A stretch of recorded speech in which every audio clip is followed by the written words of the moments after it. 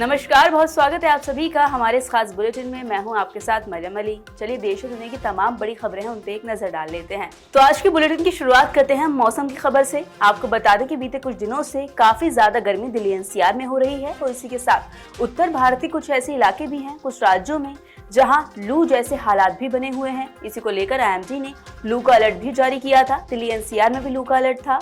ऐसे में देखा गया कि तापमान लगातार बढ़ता ही जा रहा है। अब आपको बता दें कि आईएमडी का ये कहना है कि करीब कुछ दिनों बाद 4-5 दिन बाद मौसम करवट लेगा और हो सकता है कि बारिश भी हो जाए। मौसम विभाग के मुताबिक दिल्ली में अधिकतम तापमान करीब 44 से 46 डिग्री सेल्सियस तक पहुंच गया। इससे लोगों को काफी ज्यादा दिक्कत होने लगी।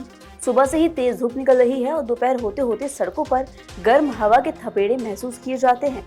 खासकर बुजुर्गों, बच्चों और बीमार लोगों को ज्यादा सावधानी बरतने की सलाह भी दी गई। वहीं भीषण गर्मी के बीच राहत की खबर ये सामने आई कि मौसम विभाग ने कहा है कि 28 मई से दिल्ली एनसीआर के मौसम में बदलाव देखने को मिल सकता है। पश्चिमी विक्षोभ के सक्रिय होने की वजह से राजधानी और इसके आसपास के इलाकों में आंधी और हल्की बारिश की संभावना भी जताई गई।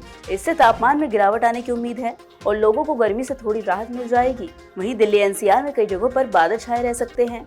गरज चमक के साथ हल्की बारिश और तेज हवाएं चलने का अनुमान जताया गया। आईएमडी ने कहा है कि अगले 2 दिनों तक तापमान में ज्यादा बदलाव नहीं होगा, लेकिन इसके बाद अधिकतम तापमान में 5 से 7 डिग्री तक गिरावट दर्ज की जा सकती है। इलेक्शन कमीशन ऑफ इंडिया की तरफ से जो एसआईआर कराया गया था, इस पर काफी ज्यादा विवाद हुआ था। अब आपको बता दें कि एसआईआर की वैधता को चुनौती देने वाली जो याचिकाएं हैं, उनका ग्रुप है, उस पर आज सुप्रीम कोर्ट फैसला सुनाएगा। आपको बता दें कि जो सुनवाई होगी आज, ये सीजेआई सूर्यकांत की अगुवाई वाली बेंच करेगी। आपको बता दें कि इस मामले में ज्यादातर याचिकाएं जून 2025 में दायर की गई थी, जब चुनाव आयोग ने बिहार में एसआईआर कराने का फैसला किया था।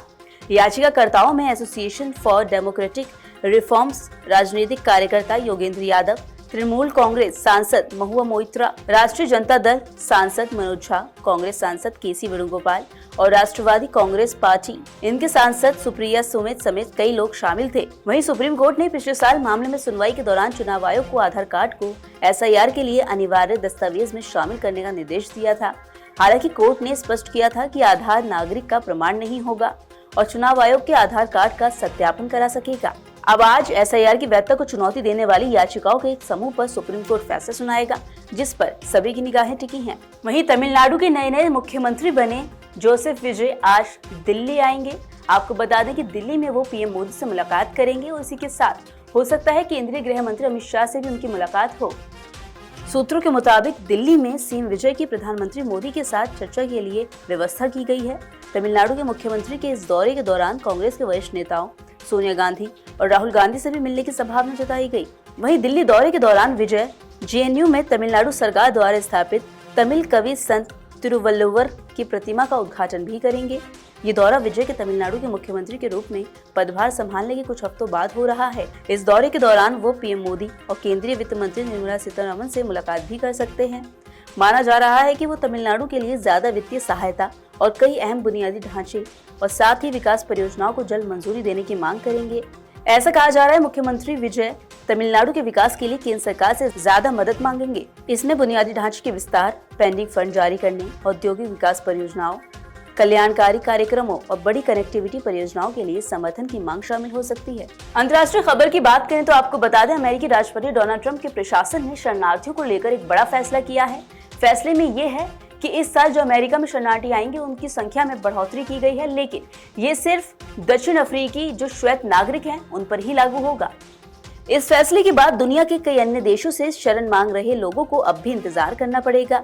ट्रंप प्रशासन ने कहा कि वो इस साल अतिरिक्त 10,000 श्वेत दक्षिण अफ्रीकी नागरिकों को शरणार्थी के तौर पर अमेरिका आने की अनुमति देंगे।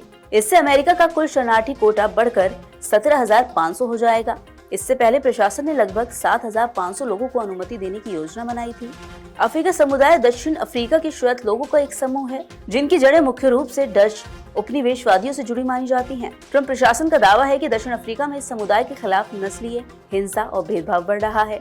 हालांकि दक्षिण अफ्रीका की सरकार ने इन आरोपों को खारिज कर दिया। वहीं आपको बता दें कि अमेरिका के वॉशिंगटन में पेपर और पल्प मिल में एक बड़ा हादसा हो गया, जहां पर केमिकल टैंक फटने से कई लोगों की मौत हो गई और साथ ही कुछ लोगों के गंभीर होने की खबर भी सामने आई है।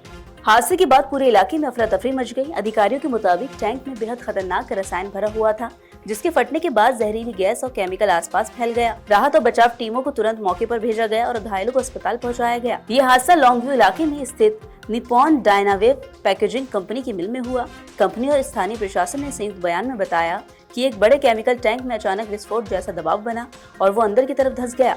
इस हादसे में कई लोगों की जान चली गई। हालांकि मरने वालों की सही संख्या अभी जारी नहीं की गई। अधिकारियों ने कहा कि कुछ लोग गंभीर रूप से झुलस गए, जबकि कुछ लोगों को जहरीली गैस के कारण सांस लेने में दिक्कत हुई। तो ये थी वो तमाम जरूरी खबरें जो हमने आपको दिखाई। इन खबरों का अपडेट भी लगातार आप तक पहुंचता रहेगा, बस उसके लिए आपको जुड़े रहना होगा नवोदय टाइम्स पंजाब केसरी के साथ।